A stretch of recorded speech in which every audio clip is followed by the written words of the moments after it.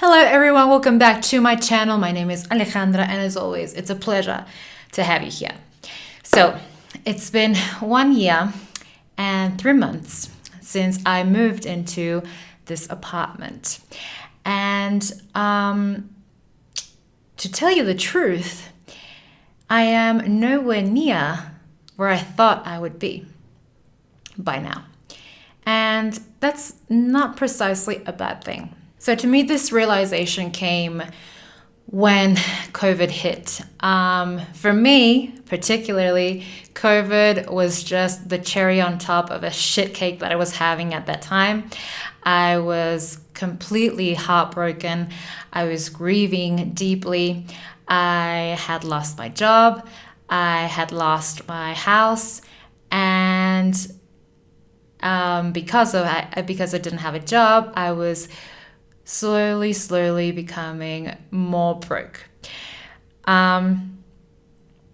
I was all kinds of screwed, to be honest, at that time. And I think that it's in times of despair when you start to look back and everything comes back to you. In my case, many questions popped in my head, like, what went wrong? What did I do wrong? Where did I screw up? What happened? Ideas of, I was on my way towards the dream that I had envisioned for myself. What the fuck happened along the way to make me be where I am right now? And it's not until time passes by and when you do the work, because disclaimer here, if you don't do the work and you just let time pass you by, time doesn't heal things. That's what I've learned. To heal your wounds and to really learn from your experiences, you have to work through them.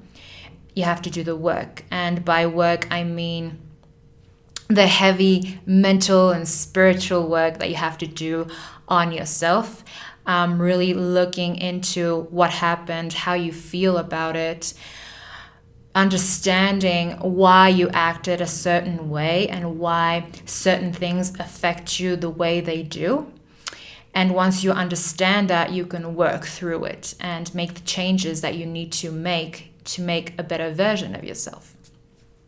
So once you do that, and with the help of time, you realize that where you are is where you're actually meant to be. Now, that moment for me was precisely on July 26, 2020, when I had just gotten the keys for this apartment. So my mom had actually helped me move in.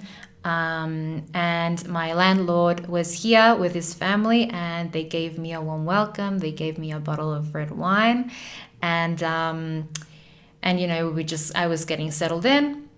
All my boxes were here. My one piece of furniture was already here, which was a sofa bed, which actually is lent to me by my mum.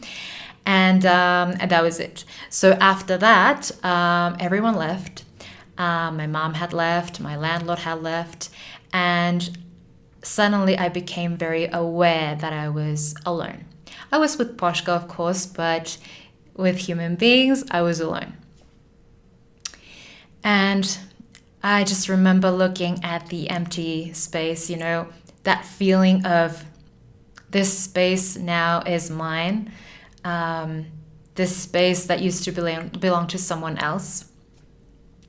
So I went into the room, which is now my bedroom. It was completely empty at that time. And it was like 5-ish in the afternoon. So at that time, the light comes in really nicely through the window of that room.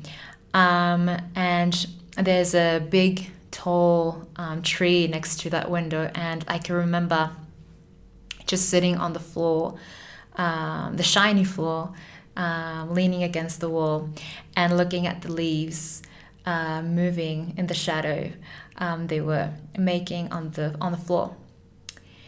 And there was this complete silence. Poshka was next to me And after calling my sister and, just showing her by a video call where I was and everything, and I remember phoning the internet company just to let them know that I had settled in and that I was waiting for them to install the Wi-Fi for me. And after that, there was this complete silence. And I remember just bawling my eyes out. And I wasn't crying because I felt sad.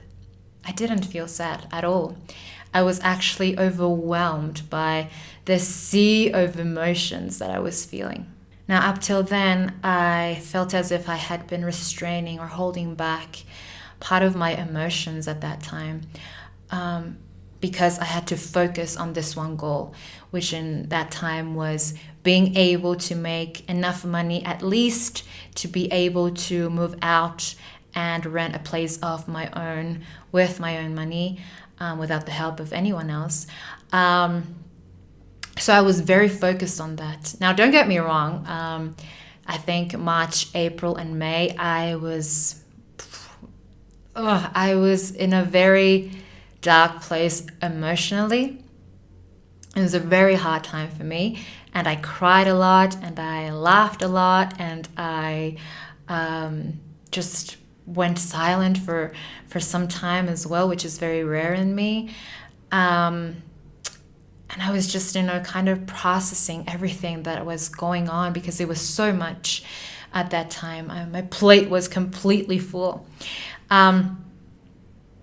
But I knew that apart from everything that I was feeling, I had to focus on this goal. Otherwise, I was going to get stuck in a rut, and I didn't want that.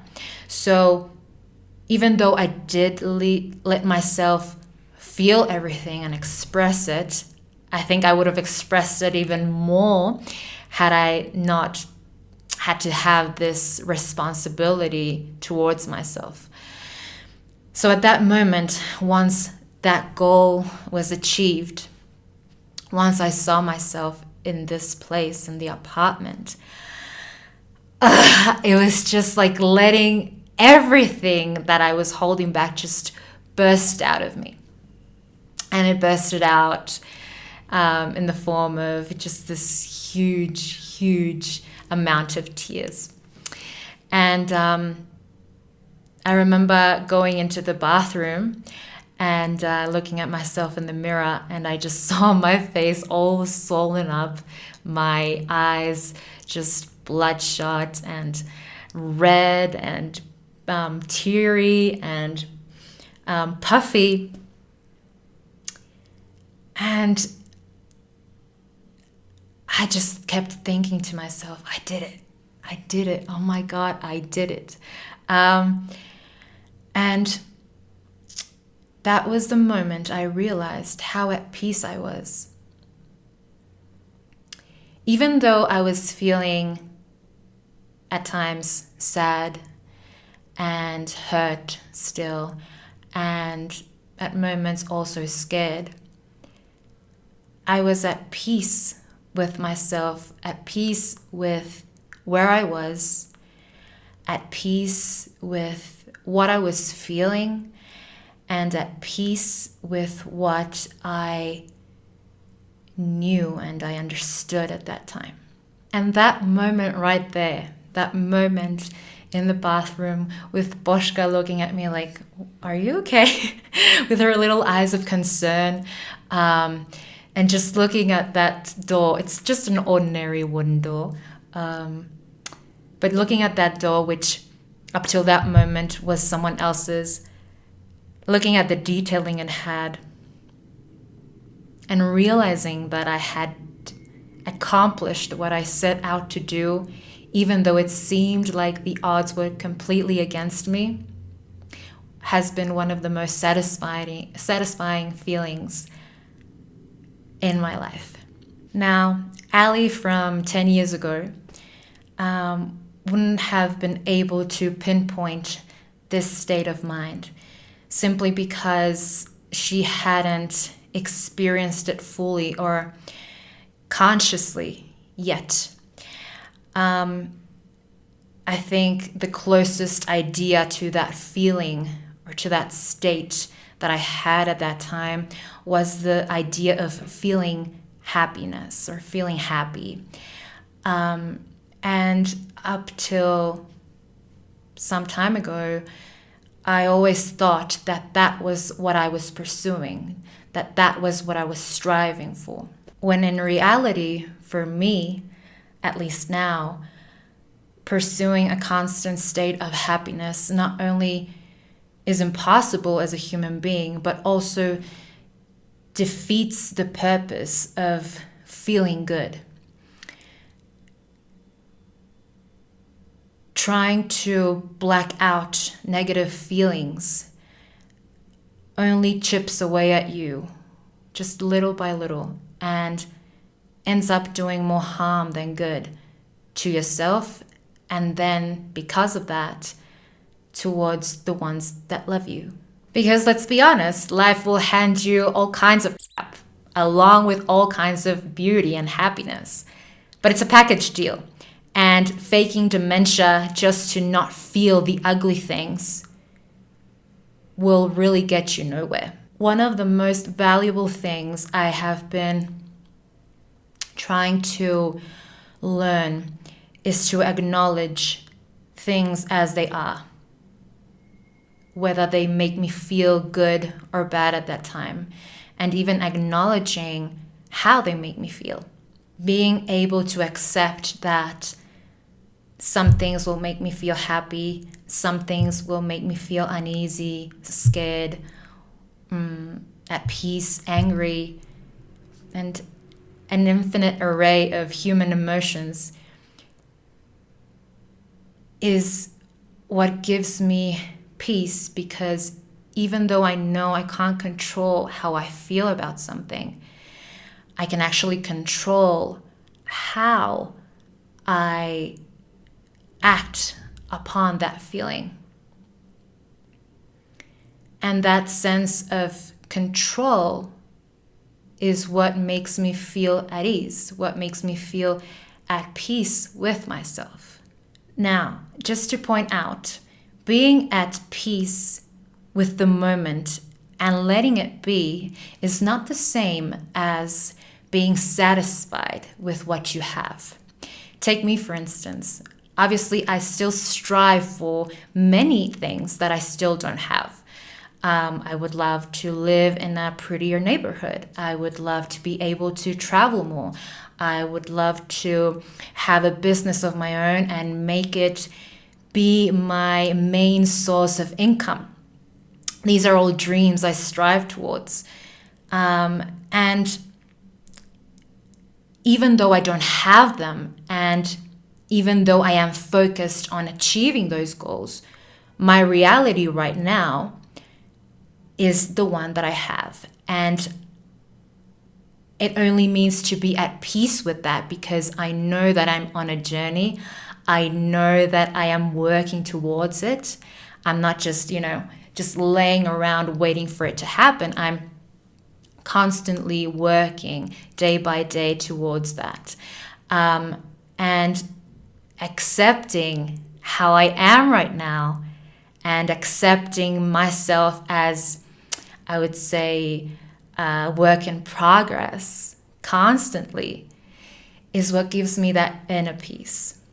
And the fact that I can control how I act regardless of the circumstances that I find myself in, regardless even of how those circumstances make me feel, that's what gives me a sense of ease, a sense of tranquility, a sense of inner peace. And that acceptance, that power of letting things be whilst taking control of the situation as much as I can with what is in my control, I think is a lot more powerful and a lot more fulfilling than feeling happy. So that's a little something I had for you today. It was something that was wandering my mind for some time now, and I just had to share it with you. And I would love to hear your input on this. Does inner peace and happiness for you mean the same thing? Do they coexist? How do you perceive them? What do you strive for? I hope this gave you something nice to think about. And let's keep doing this, baby. Let's keep doing life. Thank you so much for watching. Bye-bye.